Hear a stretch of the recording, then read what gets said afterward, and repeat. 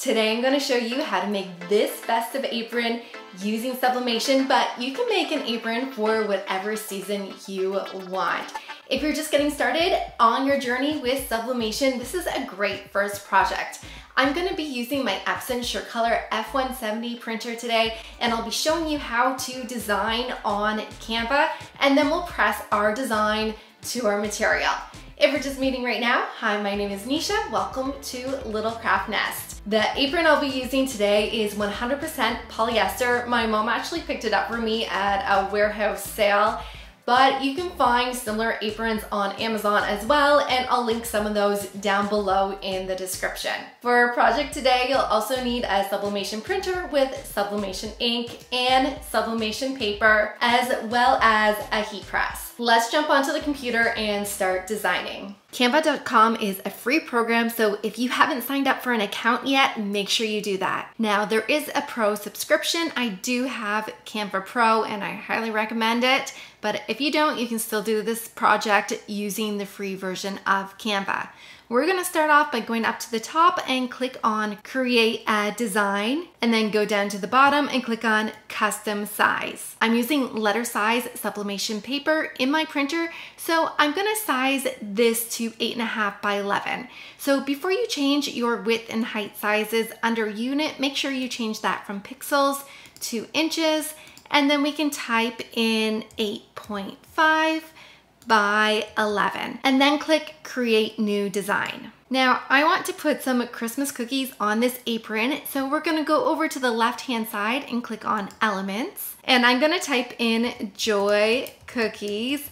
I found the image I wanted to use earlier, and I wanted to do Christmas cookies, and I thought, what if the cookies spelled the word joy? And so I searched Joy Cookies, and lo and behold, they have an image that I loved. So you don't have to do the same image I'm using. So when you're searching here under the search bar, you can look at graphics, you can look at photos, and decide what you want. I normally stick with graphics, and here is the image I was telling you about. It's a bunch of cookies that spell out the word joy, and this is just a super cute image. Now, what if you like this image, but it wasn't exactly what you're looking for? What you can do is go to the image that you are kind of interested in, and there's 3 little dots above it. Click on those, and then you can click on See More Like This. And then you're gonna have similar images pop up. Now, these don't look quite similar, so let's scroll down a little bit and see if they come up. And look, here we have a cookie word that spells out the word Noel.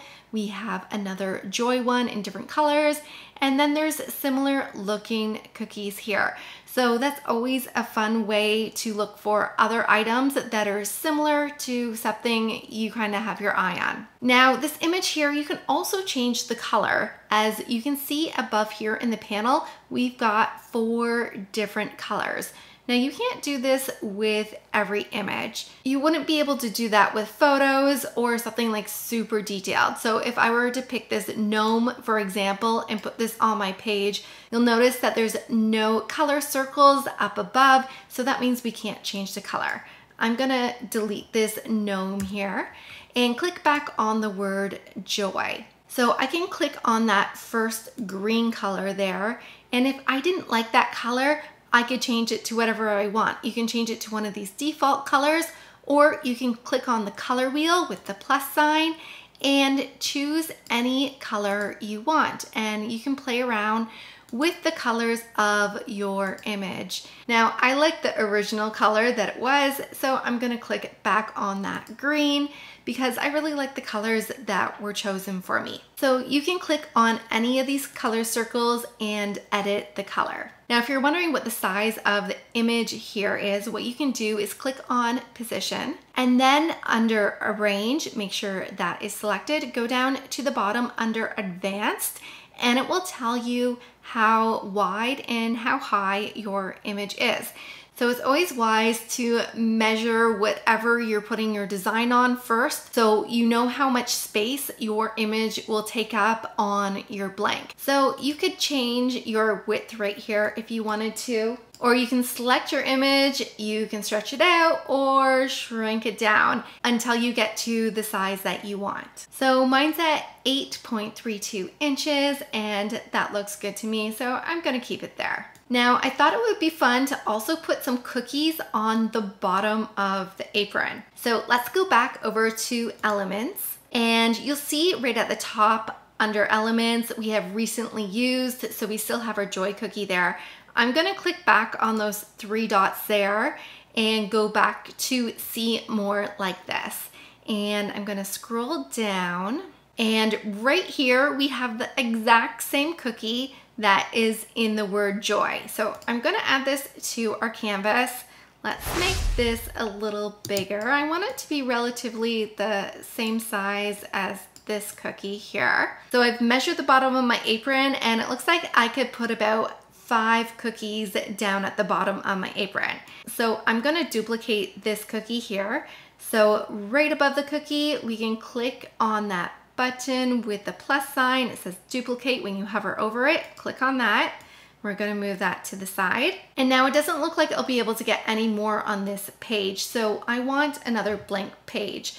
So below our canvas here, it says add page. So just click on that and we've got another blank page. And I'm going to scroll up again to get to my cookie, and I'm going to duplicate that again. And this time I'm gonna drag that cookie down to my second page. And then I'm gonna duplicate this 2 more times. So I got 1 here and 1 more here. Make sure there's enough space in between them because we're gonna be cutting these out separately. Now I'm thinking I want my cookies to be kind of in a pattern. So maybe I'll do 3 red cookies and we'll do 2 with green dots. So let's click on this cookie here.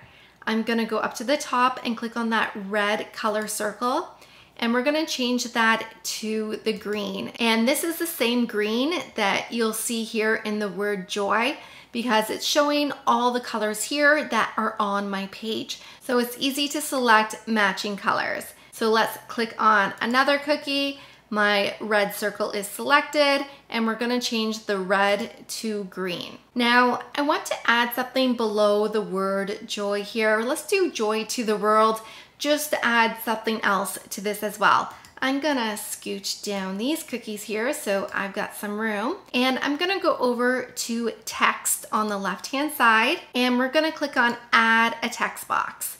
And my text box is here at the bottom of the page, so let's bring this up here.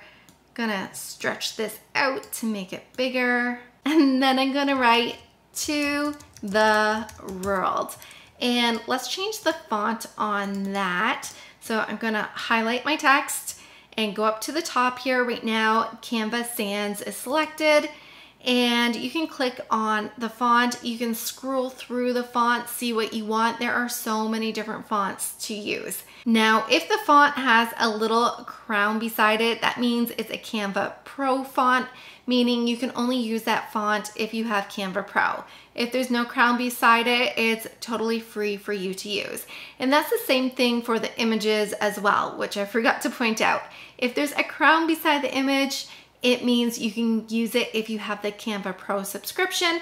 If there's no crown, it is totally free for you to use. So I'm gonna use one of my recently used fonts, which is Pacifico, and I'm gonna make this font a little bigger. I'm gonna highlight that so you can stretch it out again, or you can go up to the top and you can change your font size here. I'm gonna do 82. And that's a nice large size font. And I'm gonna have this go right underneath the word joy. Now I don't want this to be black, so I'm gonna highlight my word again, go up to the top, and we can change our text color. And let's make this green. So now this is done. I love the way it's looking. If you want, you can change the name of your file right here. Right now it just says your paragraph text. that's not how I want to save it. So I'm going to change this to Joy to the World, and then just click off of that, and this will be your new file name. So now we need to download our design to our computer. So I'm going to click on Share, and then click on Download, and here's where you choose your file type. Now it normally automatically wants to save as a PNG, and that's normally what I use. So I'm gonna click on Download, and then I need to find my file in my Downloads folder. So I'm using a Mac computer, so I need to head over to Finder and go over to my Downloads folder, and here we have my file, Joy to the World. So if I click on that, you'll notice I have my 2 pages in there. So I'm gonna first print off my first page. So I'm gonna click on that first page, and I'm gonna print this directly from my computer. Now keep in mind, I am using an iMac computer, and I'm using the Epson SureColor F170. So if you have a different setup than me, you may want to open up your image in another program and print from another program, such as Microsoft Word, or you might want to print from Adobe or whatever program you're used to using. I love the setup I have because I don't have to use another program, and I can just print this directly from my computer. So once I've opened up my image, all I have to do is go up to the top and click on File, and then click on Print. And right now my inkjet printer is selected, and I want my sublimation printer, so I'm gonna change that to my Epson SureColor printer. And then if we scroll down here under preview, it says scale. We're gonna click on scale because it has automatically set this to 97%. And we've already sized our image in Canva, so I want to make sure that this is 100%. If I left it at 97%, that means my image will be shrunk down a little bit, and that's not what we want. So let's change this to 100. Oh, not 1000. You can see on the preview screen, that is way too big. All right, so we're at 100. Don't click enter. I've done that so many times, and then my printer just starts printing, and I'm like, I wasn't ready. I haven't changed all my settings yet.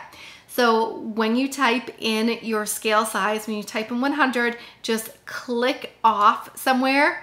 Don't press enter. So underneath that, we now need to click on printer options, and scroll down here, and then click on color matching right below, and then color sync. And under profile, we're gonna change that from automatic. We're gonna change this to textile, and then click OK. And then under color matching, we're gonna click on print settings, and then we're gonna change this from rigid to textile because we're using a soft material. Now the print quality is set to normal. I'm gonna change this to fine. This is just gonna give my image a better quality. And then always leave the mirror image check box on because we're doing sublimation. You always want your image to be mirrored. So if you're using a converted printer, make sure you mirror your image. Because I'm using a true sublimation printer, my printer automatically mirrors my image, so that's not something I need to think about. And then click OK, and then you can go ahead and click on print.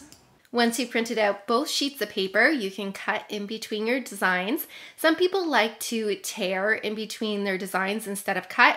That just helps soften the edges when you're pressing so you don't end up with any indents in your fabric. But these designs are so close together and I don't trust my tearing skills, so I'm cutting these out. If you do end up with creases in your fabric from the edges of the paper, you can always take a small little iron and iron them out later. Today I'm using my HTV Ron Auto Press, but you could also use a manual press or a larger hand press like the Cricut Easy Press. Pre-press your fabric to remove any wrinkles and moisture from your material, and then grab a lint roller and remove any loose fibers that are on your material. Before pressing your design, lay some butcher paper down on your pressing mat. This is just gonna help prevent ink from transferring onto your heat press. Then you can tape down your design using some heat resistant tape, and then apply another piece of butcher paper on top also to prevent ink from transferring to your press. I've set my heat press to 400 degrees and I'll be pressing this design on here for 60 seconds. Your apron will definitely be hot after you finish pressing, so you may want to wear heat resistant gloves, but I do find this material does cool rather quickly. And this just turned out really cute. For the cookies at the bottom of the apron, I followed the same steps. I started just by pressing one cookie in the middle. And then after that one cookie was transferred onto the apron, then I did 2 on one side and then I pressed the 2 on the other side. I was trying to make sure that my heat plate did not cover the cookie I had already pressed. So when pressing one of the sets of the 2 cookies, I moved my apron over a little too far and kind of cut off the edge of one of the cookies. So that piece of the cookie didn't quite transfer properly and it looks like someone may have taken a bite out of the cookie. But overall, I still think this apron turned out super cute. I hope you enjoyed today's project. If you're looking for more sublimation and Canva tutorials, go check out one of these playlists right here, and I hope to see you on more crafting adventures.